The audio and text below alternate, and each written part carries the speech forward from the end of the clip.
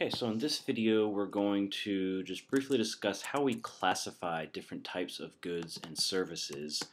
And if you're following along in the text, it covers this actually in chapter 13, where it talks about positive externalities, and that section 13.3 defines a public good. And so we're going to take a slightly different approach. And so if you look at the little graphic that I've posted in this lesson, on classifying goods, you'll see a couple different categories. Now, the first thing we want to point out or define are two terms. So in the study guide, these are the first question on this little section. What does it mean to say that a good is exclusive, and what does it mean to say that a good is rival? So when we say that a good is exclusive, what we mean is that the person that's producing and selling the good can actually control who has access to the good. In other words, they have some say in who gets to buy the good. So they can sell it to some people, but they can exclude others. Now, to say that something is rival, on the other hand, means that once one person consumes it, they use it up. It's they consume something, and no one else can consume the exact same thing. So when we think about most of the things that we buy, most of the goods and services we buy, they are both exclusive and rival. So think about a cheeseburger. A Big Mac. Is a Big Mac exclusive? Well, yeah, because you can't just walk into a McDonald's and start making a mess and yelling at people. They can ask you to leave. They can exclude you from being able to purchase the Big Mac. How many times do you walk in somewhere and you see a little sign on the door that says no shirt, no shoes, no service? That's an exclusion. That's a rule that they use to exclude people from purchasing the good or service. So McDonald's is able to control who purchases their cheeseburgers. Now that burger is also rival, because if I buy a cheeseburger and I eat the cheeseburger, no one else can consume that exact same cheeseburger. If you want a cheeseburger, you'll have to go get your own cheeseburger. All right. So when most goods, with most goods being exclusive and rival, we say they are private goods. And what this means is there's going to be an incentive for a private firm to actually produce and sell the product. And there's also going to be an incentive for a consumer to actually purchase the product. Okay, so for the most part, goods and services mostly private, and so we don't really worry about anything with these goods and services, because there's going to be people that produce it, people that buy it, consume it, and everybody's happy. The market's happy at the end of the day. Now, there are other forms of goods and services we can talk about, in which case they are either not exclusive or not rival or neither one. So if we look at the graphic, let me pull it up here. Give me just 1 second. Let's see.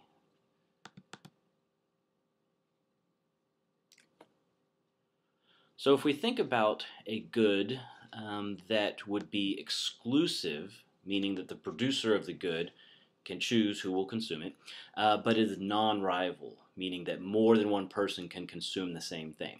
What we're going to be talking about then are what we call club goods. And the easiest way to think about this is like a country club, right? A country club can certainly exclude people from, gaining admission to the country club and using the pool and the golf course and the tennis courts, right?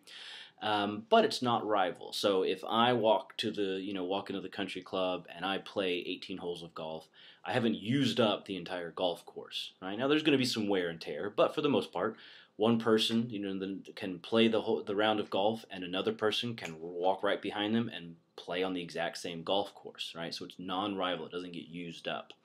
So things like cable television, right? The cable company can certainly cut you off if you don't pay your bill. But when I'm sitting in my house watching, Real Housewives or whatever, it's not like I'm consuming the TV show, preventing you from watching it in the comfort of your own home.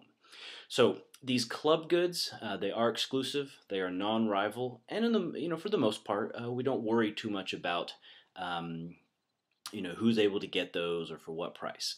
So for exclusive goods, the producer has an ability to choose who purchases and consumes, right? So we leave that to the private market. Now, on the other hand, we may have a good that is rival, meaning once one person uses it, it gets used up, but it's non-exclusive, which means we can't prevent anybody from using it. And so these are what we call common goods. And this is where we encounter a very serious problem known as the tragedy of the commons. So if you imagine, for example, a nice meadow, right? Lots of grass growing. And on either side of the meadow are two farmers. And every day they like to send their cows and their sheep out into the meadow to eat the grass.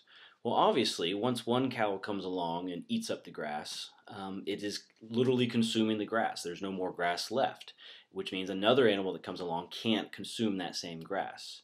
Well, that makes it rival, so the meadow is rival, but is it exclusive? Can one of the farmers prevent the other from, getting their cattle to graze? Well, if it's not exclusive, then what we're going to see is that each farmer, acting in their own rational self-interest, is going to have a strong incentive to make sure that they get their animals out into the meadow before the other farmer does. And then the other farmer is going to say, well, I'm going to try and beat them, the next day. And eventually, this competition between them is going to deplete the resource, right? The grass is going to be all eaten up by the cows and the goats and the sheep until it's just dust. So obviously that's a problem. And so, different societies come up with different ways of trying to address this problem. One of the most common ways that we address this tragedy of commons is by establishing property rights. So we sit down with the farmers and say, okay, here's a line down the middle of the meadow. Farmer A, you get to, graze on this side of the meadow, and Farmer B, you get to graze on the other side. Or maybe the two farmers negotiate, and maybe it's you do it on Mondays and Wednesdays, and you do it on Tuesdays and Thursdays. Or maybe one of the farmers offers to pay the other farmer to use the meadow exclusively. So there's all sorts of ways that we can try to address this tragedy to commons, but we just have to keep in mind that when we're facing rival and non-exclusive goods, we are going to run the risk of using them up, especially if it's a natural resource. Now, that brings us to the last category. So these are going to be goods that are non-rival and non-exclusive, meaning that once it's produced and sold, we can't prevent anybody from using it, consuming it, and one person using it doesn't use it up. Somebody else can continue to use the same thing. So let's imagine that I'm worried about crime in my neighborhood, and I go to the hardware store and I buy a security light. And so I install it over my garage and I plug it in and I'm going to pay the electric bill. And whenever somebody goes in front of my property, that light comes on, right? And it scares the robbers away, right? Now, that light is non-rival because at the same time that light is lighting up my property, it's going to spill out over into the other person's property and lights up their property as well. So I'm producing this light, the security light, but it doesn't use it up, right? The light goes everywhere, and everybody around me is going to benefit from the light. But that also means it's non-exclusive because I can't, unless I build walls around my property, I can't prevent that light from spilling over to my neighbor's property. So what we have here is a producer, right? I'm producing the security light because I went and bought it, installed it. I'm producing it. I can't prevent my neighbor from benefiting from it, and me using it up doesn't prevent them from using it up. And so what's going to happen is I say, well, you know what? I'm the one that paid for the light. I'm the one paying the electric bill. My neighbor is benefiting from it. Maybe I should get my neighbor to pay me their share of the electric bill or the installation cost. So you walk next door to your neighbor and you say, hey, I've noticed that you're benefiting from my security light. Would you please pay me? And what are they going to say? Well, they're going to laugh at you and shut the door. All right? So in this case, what we say is happening is that the neighbor is a free rider, right? They're getting all of the benefits of the security light, but they're not having to pay any of the cost. I'm bearing all of the costs.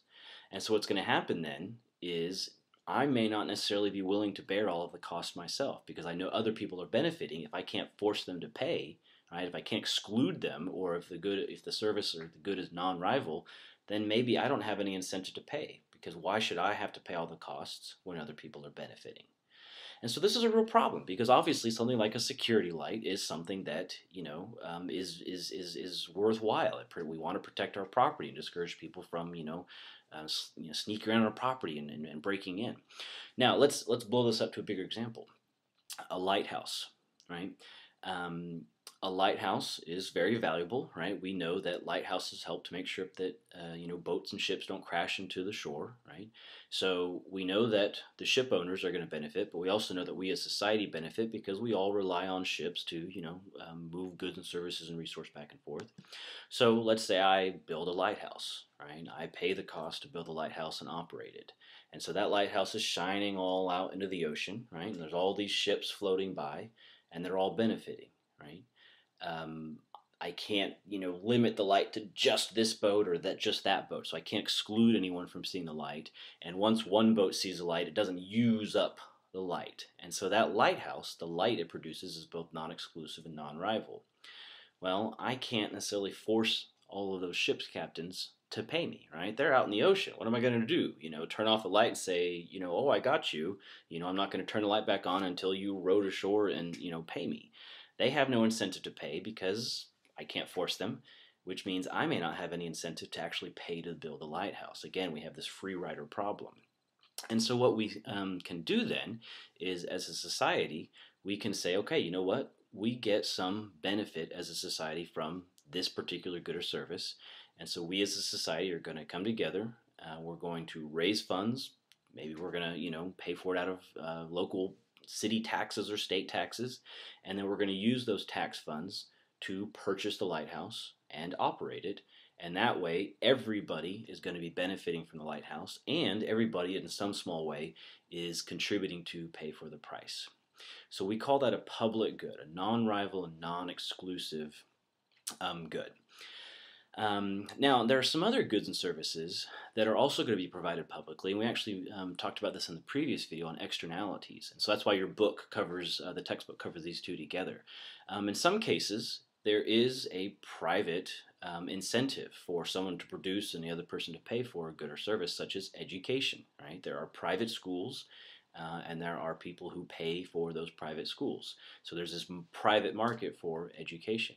But the other thing we remember about education is that there's a huge social benefit. There's this big positive externality to education.